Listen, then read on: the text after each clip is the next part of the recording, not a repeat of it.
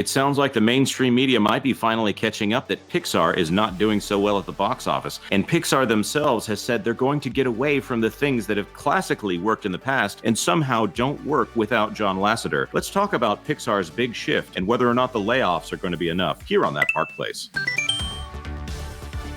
Hello, I am Jonas J. Campbell, an investigative reporter for That Park Place, and here with me is animation connoisseur, Mr. VashSky.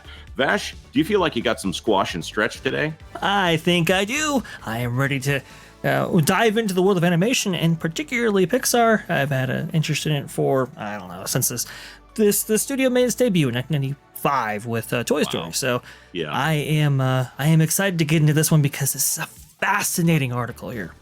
Yeah, let's see if Pixar can approximate the illusion of life here.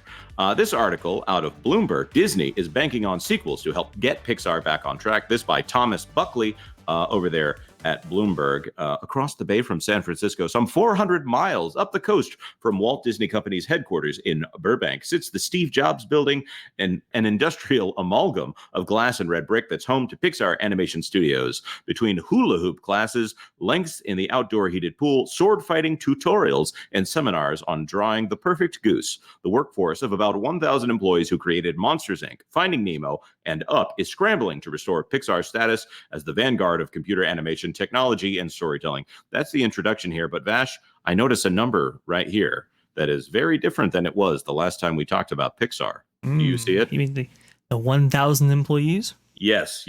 Pixar right now is undergoing its second round of layoffs within the last year. The first round of layoffs, including some people who have been there for a very long time, including Angus MacLane, who took the blame for Lightyear, although we would debate whether or not he was truly to blame there. Oh, look at this. Toy Story in 1995. Pixar enjoyed an uninterrupted run for almost 3 decades as a maker of movies that generated billions of dollars at the box office and won countless awards. Such was the threat from Pixar's success to Disney's animation business in 2006. The Disney CEO Bob Iger finalized the deal with Jobs, then Pixar's majority owner, to buy the company for $7.4 billion. This is the second largest acquisition that Bob Iger ever made. Vash, what was he really buying, though? Well, he was really buying the brain trust that was Pixar, and specifically John Lasseter. Remember, John Lasseter used to work at Disney back in, I believe, the 1970s, coming right after that famous Cal Arts class that had all kinds of Disney legends attached to it. And unfortunately, at that time, the company just couldn't find a way to use John Lasseter's resources and what he brought to the table, so he was unceremoniously removed from the company. And Disney had been attempting to court him ever since. That is for sure. And this was a way to do it through the company credit card. Right, buy the entire company so that the guy who works there has to come along with it. Of course, at this time, John Lasseter was made chief creative officer of the entire Walt Disney Company. So that put him above Pixar. That put him above Walt Disney Animation. And as we're often talking about what's going on with the parks since 2018, he was also the chief creative officer of the Disney Parks and Experiences division, and he seemed to know what he was doing. Cars Land comes to mind as something that was really, really great. Anyways, let's move on here. There's a very specific word that we want to get here. It proved to be one of the smartest acquisitions in Hollywood history. Pixar franchises, including Incredibles and Cars, became revenue powerhouses. But this is not necessarily the thing we want to focus on. This sentence right here: it was renowned as a pioneer of software breakthroughs. By the way, I would thank Ed Catmull for some of that. I think he was a high-level technologist there. He also was part of the acquisition and became part of Walt Disney proper at the time.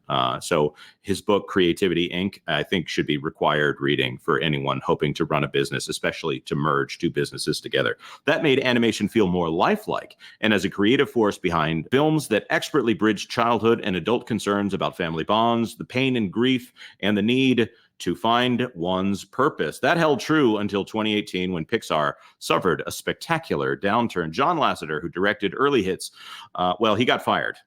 Basically, the charge was that he was getting real handsy with people. It seemed like he hugged too much. He probably shouldn't have hugged too many people, and he should have I'm going to say this, and John Lasseter probably knows this. He should not have hugged as much, but it was in the middle of Me Too, and so his head got put up on a platter in order to appease certain people who were frustrated with the fact that he was a stickler for quality.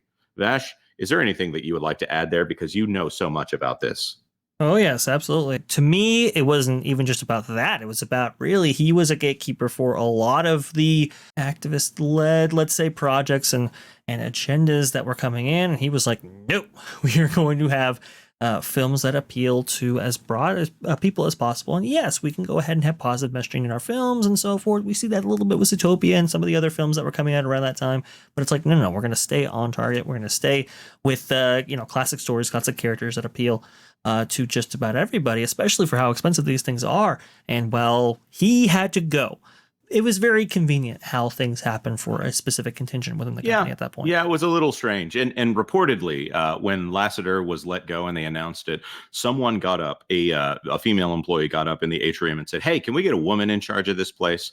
A comment that if it was made in the other direction would have definitely ended up in some kind of an HR violation. Maybe someone walked out the door, someone going through some kind of re-education program. But instead, that's an indication that things had really changed. There's a brief synopsis of the downfall of Pixar, including, of course, Lightyear, which had a same-sex kiss put back into the film in the light of the fight between Bob Chapek and Ron DeSantis. Also a fight between, let's be honest, Bob Iger was still in charge of the company at that time because he was executive chairman, otherwise known as the boss of the CEO. Right here, this is the problem. Toy Story 4, $1 billion. Onward, released during COVID, okay? $141 million at the box office. Soul, Luca, Turning Red. These might be figures for when they just came out at the box office. Actually, that 51 million, that 21 million, that doesn't even seem accurate here.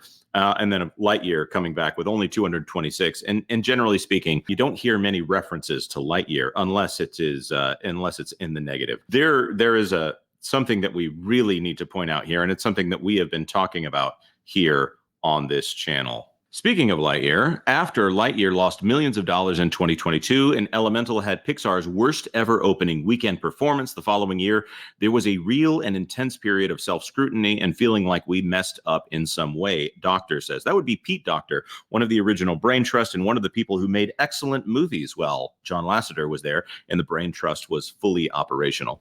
Executives hosted postmortems to determine how to revitalize the studio. I noticed this is not necessarily specific as to whether it's Pixar or Disney in general, executives, he recalls. They arrived at mentoring Pixar's upcoming directors to focus less on autobiographical tales. Luca had been inspired by its director's childhood in Italy. By the way, Luca is actually fantastic. Turning Red by its director's relationship with her mother, and Elemental, which did gain some momentum overseas and online, by its director's immigrant family. I don't think that's the problem with any of these films. And I'm just going to state this plainly. I don't think John Lasseter would have had any issue. And when I say any issue, I think the path forward would have been the same as it had been previously at Pixar. The difference that I'm seeing is John Lasseter. Do you have any thoughts on that, Vash? You know, it's kind of interesting that you say that because, yeah, you could have a personal story, but you could also make it resonate with the widest, broadest base possible. I keep going back to that term because it's like, look, these are very, very expensive films. I mean, we're talking like $200+ million films. Pixar has a very expensive process attached to it. It's very much important that you kind of keep the audience in your perspective and all the audience. So when you have a personal story, you can make that something that really does appeal. But at the same time, I think you're kind of onto something that John Lasseter may have gone in the same direction, but just did it in a way that was financially viable and successful. You think about some of the movies that they would be putting out that if they're supposed to be semi-autobiographical, what if it was a movie about balancing work and life, and it was maybe told as a superhero tale about a family of superheroes? Would that be something that qualifies as a personal semi-autobiographical take? Or Sure. What if it was a movie about trying to accept disability, like Finding Dory? Or what if it was a movie about an old man realizing that the adventure was actually living life with his wife all of these years before she passed away? I feel like this is a misread of what's going on. But at the same time, They do have a point here. The studio's movies should be less a pursuit of any director's catharsis, instead speak to a commonality of experience. Doctor says, I don't think we can ever let ourselves off the hook of making sure that we deliver the best possible and most relatable films. In retreading characters and plot lines that we have worked for Pixar in the past, the studio is breaking from a strategy formulated about a decade ago of favoring new ideas. Elio, directed by Coco writer Adrian Molina, about a boy who becomes Earth's intergalactic ambassador. But when the writers and actors strike last year forced Disney to push back Elio's release to 2025, Pixar's chances of a blockbuster comeback came to rest instead on Inside Out 2, which was much further along. It's fascinating that it was much further along, of course, because it was supposed to be releasing later. There have been instances like that where Disney has pushed a movie forward. Brother Bear and Home on the Range comes to mind, although, yikes, that's probably not the best example to bring up considering the situation here. Vash, does this mean that Inside Out 2 is going to be a director's emotional catharsis, perhaps about living with anxiety? It sounds like it to me. Now, there might have been some last minute changes to make it appeal to audiences young and old, like they did before. Remember, you could take Pixar films and you can show it to people who are 7 or 70. They'd get similar reactions, maybe different ones for different reasons, but it would appeal to them regardless. I don't know if they are necessarily doing that here with Inside Out 2. We have a lot of concerns with this film. Obviously, we've gone over that in previous videos for sure, but the more we hear about it, the more we're like, I don't know if this is the direction we want to take here. I agree. It's worrisome to me. But to people in the audience, by the way, if you've been following this channel, I think the exact word we used was emotional catharsis of the screenwriters and directors when describing what's going on at Pixar right now. And that can be an excellent tool for creating great art, even great commercial art. But it sounds like something is missing there at Pixar that once was there and is no longer available to Bob Iger's giant stack of IPs that he calls Disney Corp. That being said, I want to ask in the comments section down below, what do you guys think about this situation? Do you think Pixar can turn this around, even if they don't have John Lasseter? Do you think that they can one day strive to be as good as DreamWorks?